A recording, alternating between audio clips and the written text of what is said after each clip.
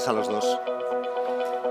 El otro gran conflicto que mencionaba el ministro Álvarez al principio de esta tarde es el de Ucrania. Y les voy a contar una cosa que normalmente no se cuenta, que ha sucedido entre bambalinas. Mientras estamos aquí, hay todo un equipo de personas que va preparando a los invitados de la siguiente mesa y les va microfonando, les vamos acogiendo para que salgan al escenario.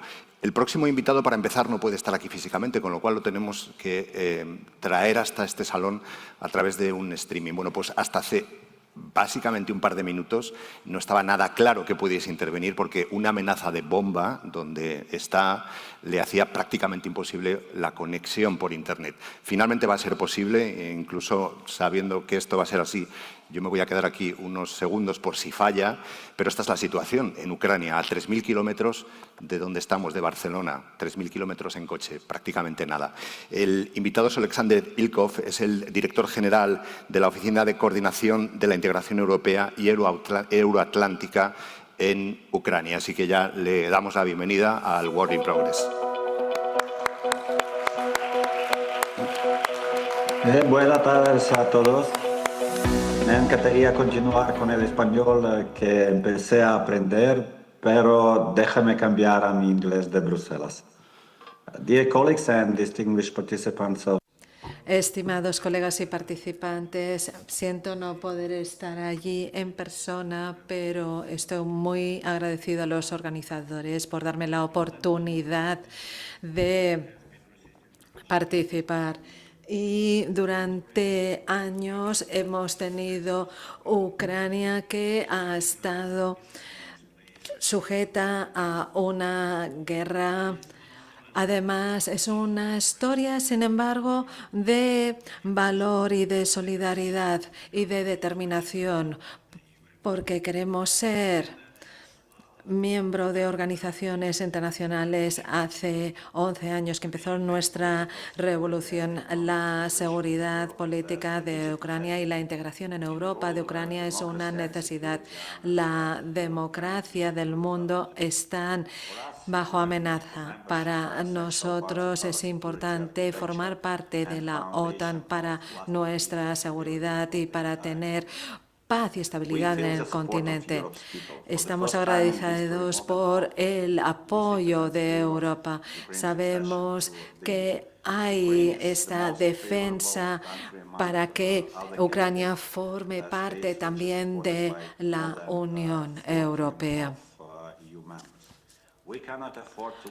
No podemos desaprovechar este momento. Y quisiera decir que esta ampliación geopolítica es un acelerador, porque el enfoque geopolítico responde a la pregunta de ¿por qué ahora? Pues porque nuestra seguridad compartida está bajo amenaza. A pesar de la amenaza de la guerra, no hemos detenido nuestra transformación democrática. Estamos implantando muchas reformas legislativas de acuerdo con los requisitos de la Unión Europea. Y estas reformas no son nada sencillas, son complejas, pero son reales y reflejan la demanda de la sociedad de Ucrania. En Europa siempre se ha hablado de la expansión, de la paz, y el éxito de Europa y el éxito de Ucrania van de la mano. Y en 2012 la Unión Europea recibió el Premio Nobel por promover la paz y tiene este mismo potencial hoy en día para convertirse en una fuerza para la paz. Y ser miembro de la OTAN para nosotros es una garantía de seguridad dentro de la arquitectura de Europa. Lo que necesitamos ahora es resolución para trabajar conjuntamente y ser creativos para crear una Europa que esté unida y no dividida. Como dijo Robert Schuman en 1950, para la paz se necesitan esfuerzos creativos. Y estas palabras son muy relevantes hoy. Ucrania demuestra día a día que pertenece a la familia europea. Estamos llevando a cabo muchas reformas y estamos reforzando nuestra democracia a pesar de la situación de guerra. Ha llegado el momento para que la Unión Europea demuestre que cumple sus valores de unidad y justicia e igualdad. Deseamos reforzar nuestros lazos con Europa y recuperarnos de esta guerra. El coste de la inseguridad es terrible. La gran pregunta es si podemos o no ampliar la Unión Europea. Se tiene que ampliar porque Ucrania puede aportar muchísimo a Europa y juntos podemos conseguir una situación mucho mejor para todos. Muchísimas gracias por su atención.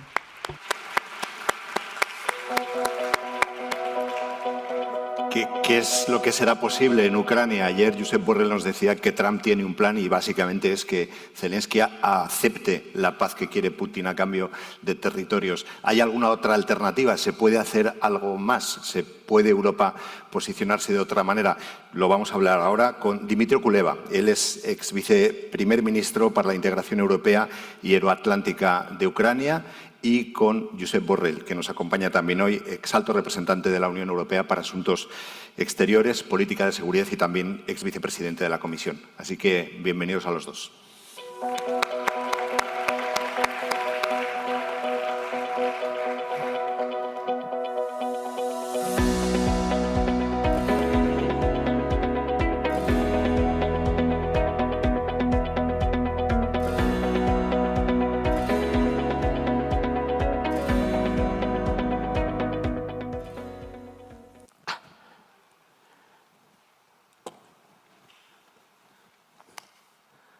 Hi, Dmytro. Hola, Dmytro. ¿Tienes un problema con la pierna? Espero que estés bien. Ah, la pierna. Bueno, la pierna. Creo que fue el servicio secreto ruso. Bueno. Seguro que te ayudó el servicio secreto ucraniano a evitar lesiones peores. Gracias por tu apoyo, Dmytro. Muchísimas gracias por estar aquí con nosotros. Hoy es un gran placer tener la oportunidad de hablar con usted y que se pueda dirigir a este público español. Dmytro es un buen amigo. Recuerdo cuando fuimos juntos a Donbass, unos días antes de empezar la guerra. Fuimos a Donbass desde Kiev, volamos en helicóptero a baja altura y la guerra ya estaba allí. Se oían ya los tambores de guerra con mucho movimiento de las tropas en la frontera. De hecho, la guerra ya empezó en el Donbass hace años, en el momento en que Rusia tomó Crimea, y estábamos allí visitando la frontera y recuerdo que tú y tu primer ministro me preguntasteis: cuando nos invadan los rusos, porque nos van a invadir, ¿qué van a hacer los europeos? ¿Nos ofreceréis vuestro apoyo? Bueno, lo hemos intentado y vosotros habéis estado luchando contra la invasión. Y el plan de Putin se ha visto totalmente destrozado por la resistencia de la población ucraniana. Y creo, Dmytro, que ahora es un buen momento para que expliques aquí al público en Barcelona esa lucha de la población de Ucrania por la libertad y para luchar contra la invasión y y por luchar a favor de la Unión Europea, de ser miembro de la Unión Europea. Muchas gracias por dirigirte a nosotros desde Kiev. Vamos a iniciar esta conversación sobre la situación actual en Ucrania.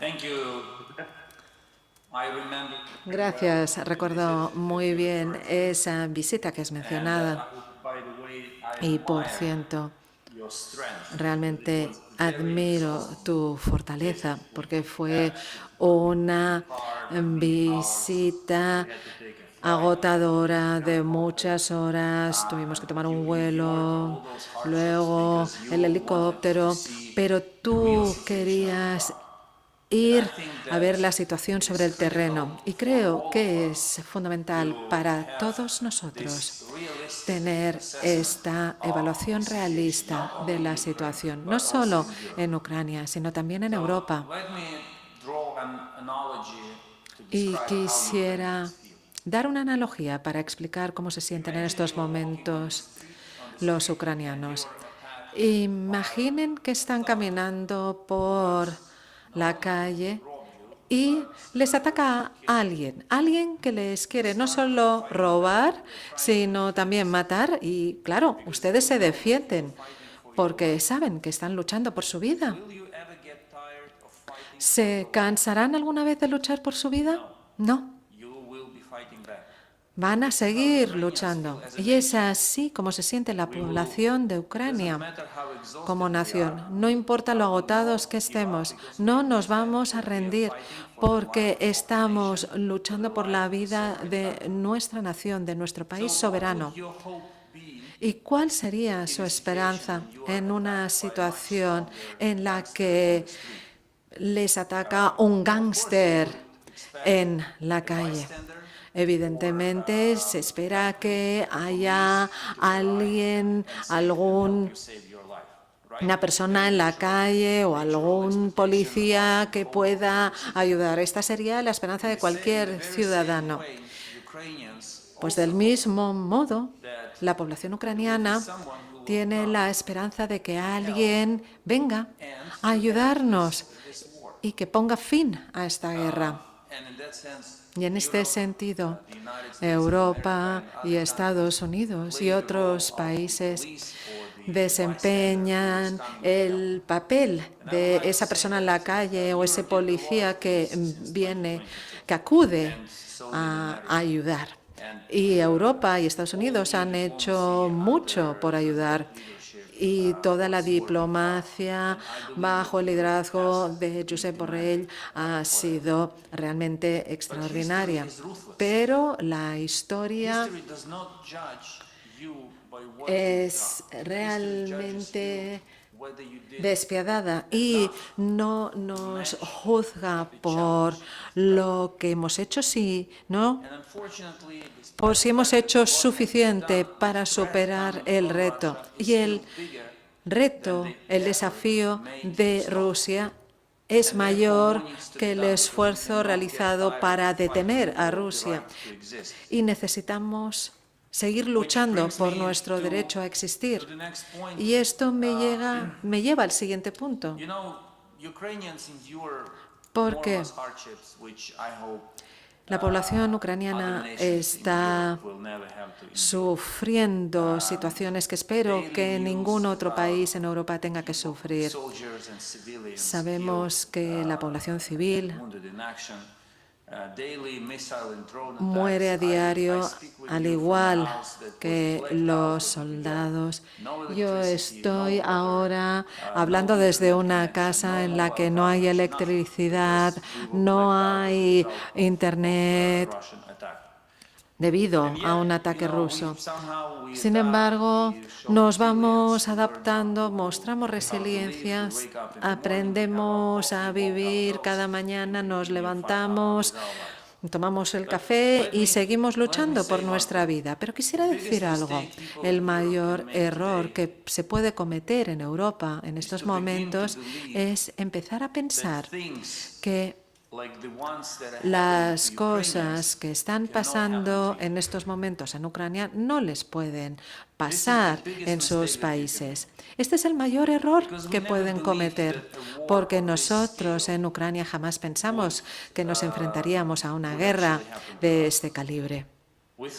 Nosotros pensábamos que seguiríamos luchando políticamente contra Rusia y quizás militarmente en pequeñas zonas, pero jamás pensamos que sería a gran escala. Y esto es algo que puede confirmar Josep. Por eso, si hay alguien en Europa que piensa que la guerra solo sucede en Ucrania, en Oriente Medio o en los Balcanes, pero que nunca llegará a sus calles o a sus casas y que nunca se verán atacados por misiles o drones, ese es un gran error. Será, de hecho, el mayor error de sus vidas, el mayor error de seguridad de sus vidas. Y este error se debe a dos motivos.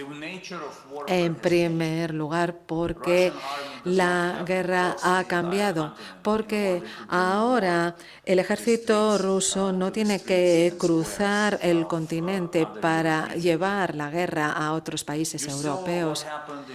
Ya sabemos lo que ha sucedido en Polonia con 20 drones que accidentalmente cruzaron la frontera desde Rusia. Sabemos lo que ha sucedido con los aviones que han sobrevolado el espacio aéreo europeo. No hace falta lanzar un ejército para iniciar una guerra contra España o Francia u otro país europeo. Y alguien quizás se pregunte por qué va a querer Putin iniciar una guerra contra nuestro país. Siempre hemos sido amigos con Rusia. Ucrania nunca ha sido amiga de Rusia. Es normal que sea objetivo de guerra de Rusia, pero esto no nos va a pasar en nuestro país. Putin odia Ucrania como nación, como Estado. Eso es cierto. Pero además desprecia profundamente Europa como proyecto, porque Europa es todo aquello contra lo que él está. Y Europa necesita ser destruida para demostrar que su proyecto autoritario de Estado es el camino correcto, mientras que el proyecto democrático de Estado es un proyecto histórico fracasado. Por eso Putin no dudará en atacar cuando esté listo. Por eso, y disculpen, no quiero darles una visión pesimista, pero hay que ser realista. No repitan nuestros errores. Nuestro error fue creer que jamás sufriríamos una guerra a esta escala. Sean realistas con respecto a las intenciones de Putin,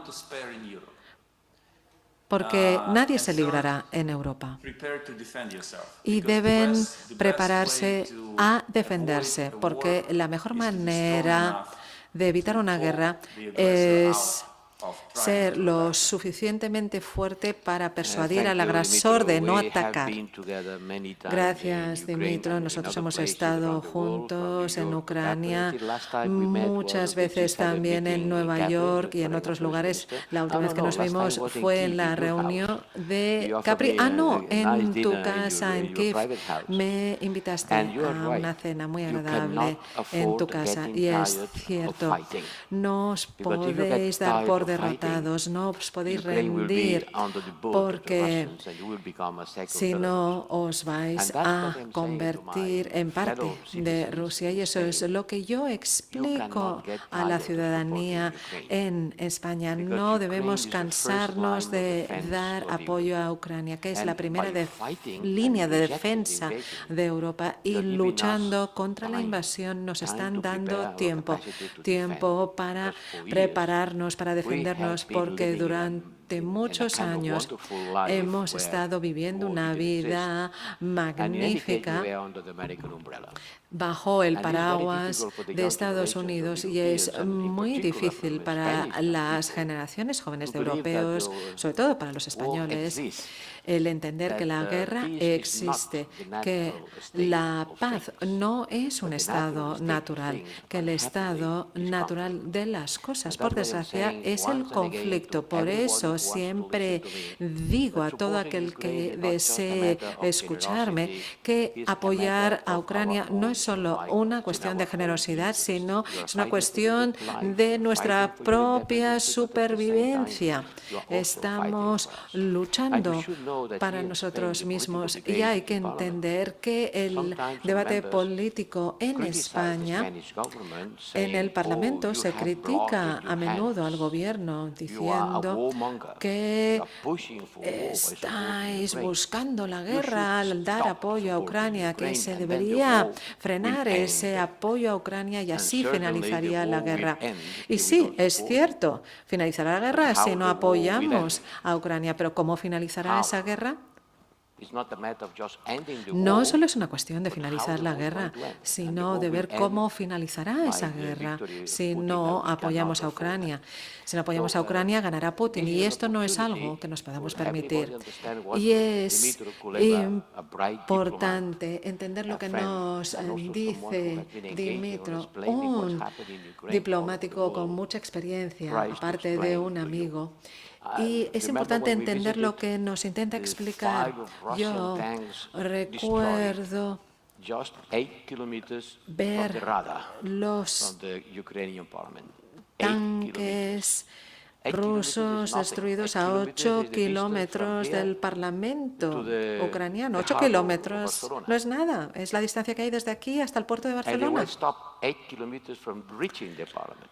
Y se detuvo a los tanques rusos a 8 kilómetros del Parlamento. Y 3 años después, esos tanques siguen sin llegar. Y el ejército ruso ha demostrado que es incapaz de ganar la guerra. Y Ucrania ha demostrado la importancia de defender el propio territorio a pesar del alto precio que se paga por ello. Es importante que todo el mundo entienda cuál es la lucha de Ucrania. Y como decía Dimitro, jamás se esperaba en el país esta invasión desde el norte, desde el este. Y Putin odia Ucrania y odia la idea de Europa porque representa todo lo contrario de lo que él defiende. Nosotros representamos la libertad y la democracia. Y el futuro de Ucrania está en Europa. Y debemos apoyar a Ucrania no solo con armas, sino también abriendo las puertas de la Unión Europea. ¿Cuál es la situación de la población después de tantos años de guerra? Porque muchos han muerto, pero en Ucrania se sigue luchando con la perspectiva de que quizás Estados Unidos no siga proporcionando tanto apoyo como antes. Europa quizás pueda reemplazar a Estados Unidos. Y en segundo lugar, algo que me impresiona es la capacidad de vuestros ingenieros y de vuestras fábricas de producir armamento. Recuerdo esa fábrica de drones en un almacén subterráneo y se producían allí 500 drones al día. Eran drones capaces de transportar 20 kilos de explosivo y gracias a estas nuevas armas habéis conseguido detener a los rusos y ahora nos estáis ayudando con estos drones en la frontera polaca. ¿Cómo está la población después de estos años de guerra? Vamos a iniciar un nuevo invierno y la población está sobre todo preocupada por la calefacción en las casas, porque después de 3 años de guerra y después de ataques incesantes sobre las infraestructuras energéticas, nuestro sistema energético es resiliente, pero vulnerable al mismo tiempo, porque lleva 3 años siendo atacado de forma sistemática. Cuando empiece el invierno y las temperaturas estén bajo cero, tendremos calefacción en casa y cuando no haya electricidad y no funcione el ascensor, tendré que comprar velas y pilas porque habrá muchos días sin electricidad. Bueno, estas son las preguntas que se plantea la población ucraniana día a día, ahora que se acerca el invierno. Y en el frente, la situación es estable. Rusia está avanzando a paso de tortuga.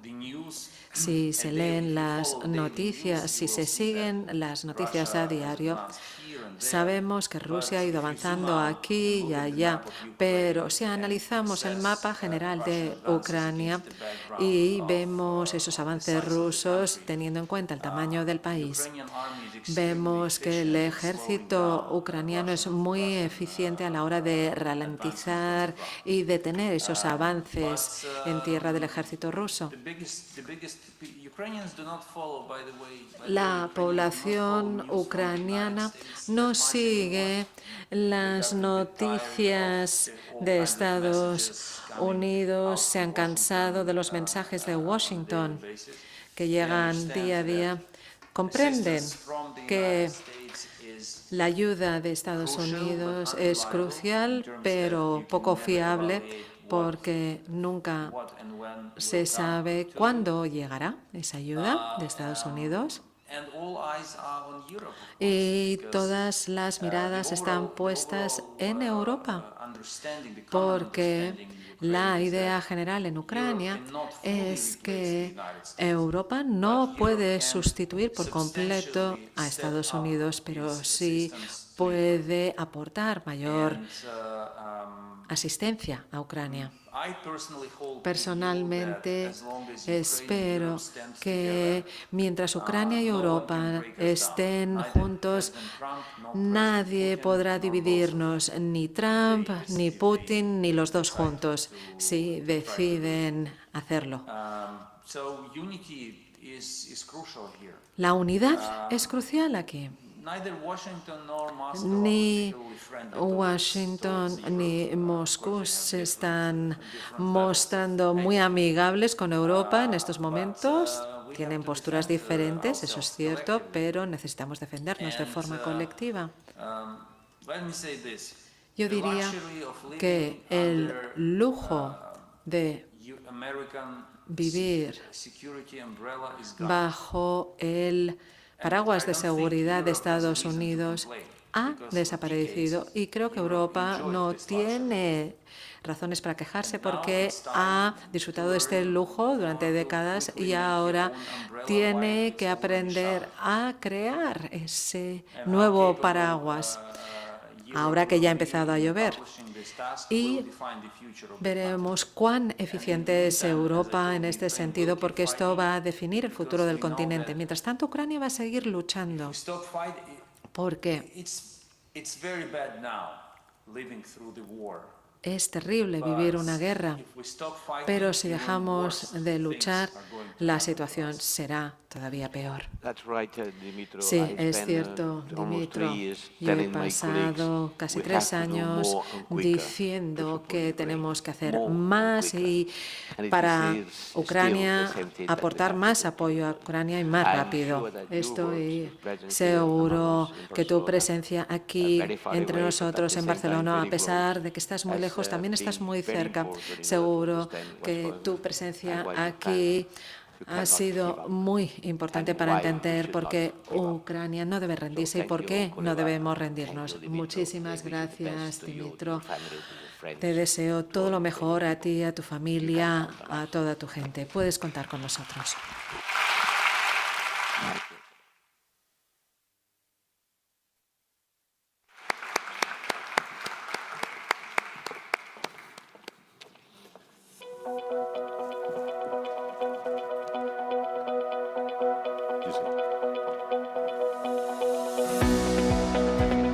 a ti. Gracias a los dos. Ayer la primera jornada del WIP la cerrábamos con